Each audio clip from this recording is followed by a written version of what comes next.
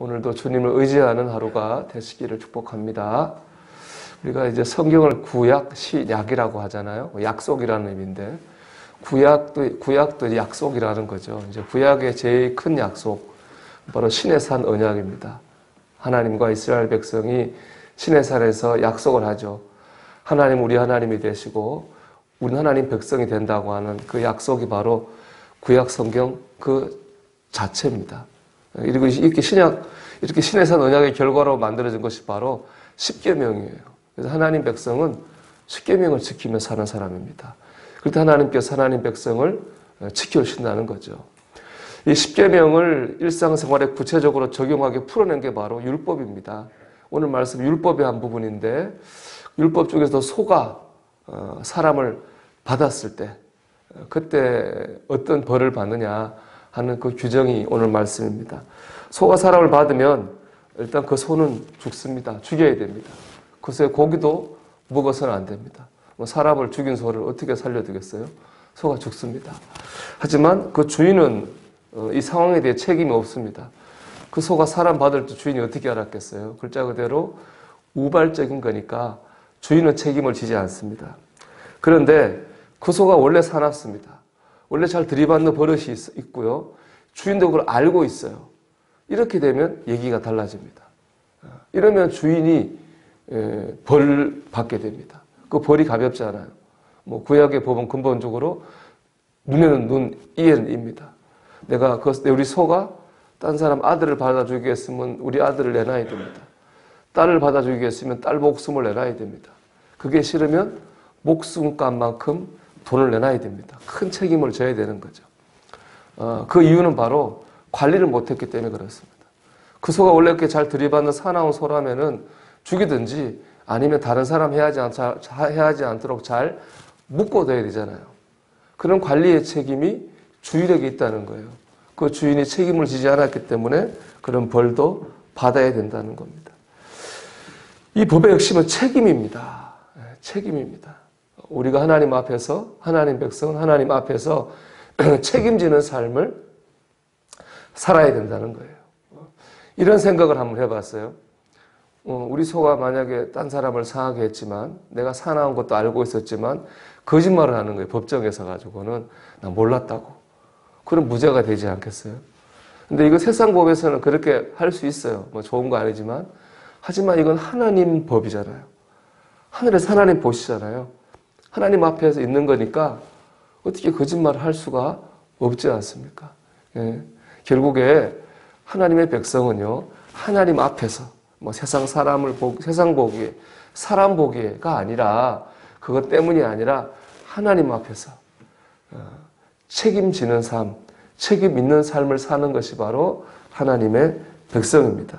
하나님의 백성은 그렇게 책임 있는 삶을 살아야 됩니다. 이게 의외로 어렵습니다. 사람이 다 자기가 어려운 상황, 코너에 몰리고 자기가 실수했음에도 불구하고 어려운 상황이 되면 일단 자기 변호를 위해 변명합니다. 누구 때문에, 무엇 때문에, 그렇게 다 일반적으로 얘기를 하는 경우가 많습니다. 이렇게 책임을 전가하는 거죠. 책임을 전가하는 건 당장의 상황을 모면하는 데는 도움이 될지 몰라요. 하지만 결국 더 큰 문제를 만들어냅니다. 하나님 앞과의 문제를, 다른 문제를 떠나가지고 그렇게 자꾸 책임을 미루다 보면 하나님과의 문제가 생기는 거예요. 창세기 3장에 보면 아담과 하와가 뱀의 유혹에 넘어가지고 하나님 먹지 말라고 한 선악과를 먹잖아요. 하나님께서 물어보십니다. 아담한테 너 왜 선악과 먹었냐? 아담이 뭐라고 합니까? 하나님 주신 저 여자 하와 때문에 먹었다는 거예요. 자기가 먹었다는 말 안 해요. 하와 때문에 먹었다. 하와한테 물어봐요. 너는 왜 그러면 너도 먹고 남편도 줬느냐? 라고 물으니까 하와는 누구 때문이라 그래요? 뱀 때문이라 그래요. 자기 때문에 얘기 안 해요. 뱀 때문이라고 하죠. 그 질문을 하신다면 하나님 그들의 대답을 들으시고 저주를 내리십니다. 우리가 아는 저주죠. 그 순간이 아마 아담과 하와한테는 기회였어요. 회개하고 자기를 돌이킬 수 있는 기회였어요. 하나님과의 관계를 회복할 수 있는 기회였어요. 만약 그들이 저 사람 때문에, 누구 때문에 라고 얘기하지 않고 제가 제 욕심을 이기지 못하고 먹었습니다. 제가 죄인입니다. 이렇게 책임 있는 모습 보였다면, 회개했다면 하나님께서 그들에게 그런 저주를 내리시지 않았을 수도 있습니다. 그런데 그렇게 에덴 동산에 쫓겨난 일은 없었을지도 모릅니다. 여러분, 책임을 회피할수록 문제는 더 커지고 꼬입니다. 반대로 책임을 지려고 할 때 오히려 문제가 해결됩니다. 하나님은 하나님 앞에서 책임지고자 하는 사람을 좋은 길로 인도하십니다. 여러분, 우리가 오늘 한 날 그러니까 사람 탓하지 말고 세상 탓하지 말고 하나님 바라보면서 내가 책임 있는 삶을 살기를 축복합니다. 그럴 때 하나님께서 우리에게 기회를 주실 겁니다. 우리가 문제가 해결되는 길로 인도하실 줄로 믿습니다. 둘째로 책임지는 것보다 더 좋은 일은 뭐냐? 책임질 일을 안 만드는 겁니다. 여러분, 그렇죠? 책임질 일을 안 만드는 게 제일 좋잖아요. 본문을 생각해 보면은 주인이 소를 잘 관리만 했으면 이런 책임질 일을 만들지 않았을 겁니다. 주인은 알았잖아요. 이 소가 문제가 있는 소라고 하는 걸 알았어요. 사람을 잘 들이받는다고 하는 걸 알았습니다. 그랬다면 잘 관리를 했어야 됩니다. 근데 관리하지 않으니까 결과적으로 책임을 질 일을 만들고야 말았습니다.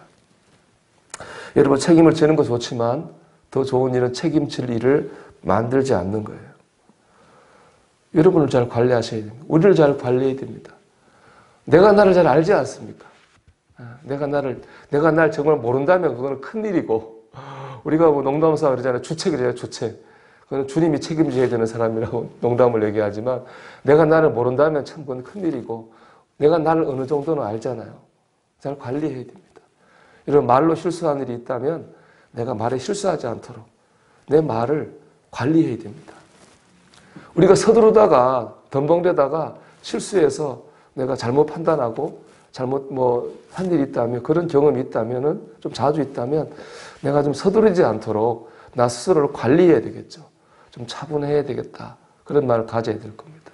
내가 잘 흥분을 하고 내가 잘 화를 내는 그런 성격이 있다면 관리해야 되겠죠. 내가 세상적으로 표현하면은 참을인자 3번을 써야 될 겁니다. 그런 그 관리를 통해서 내가 책임질 일을 만들지 않아야 됩니다. 그게 지혜로운 것이죠. 이 모든 걸 통틀어 가장 좋은 방법이 있어요. 하나님을 의지하는 겁니다. 우리가 말할 때, 뭔가 판단하고 결정할 때, 우리가 우리 감정을 사용하게 될 때, 먼저 하나님을 의지하는 겁니다. 하나님을 의지하고 기도하고 하나님을 생각하는 겁니다. 그런 과정을 겪을 때 우리는 말하는 일, 판단하는 일, 또 감정을 쓰는 일에 좀 더 하나님의 은혜로 관리할 수 있게 될 줄로 믿습니다. 여러분, 오늘도 여러분 책임 있는 삶을 사시고, 더 좋은 건 질일이 생기지 않도록 하나님을 겸손히 의지하는 하루가 되시기를 주님의 이름으로 축원합니다.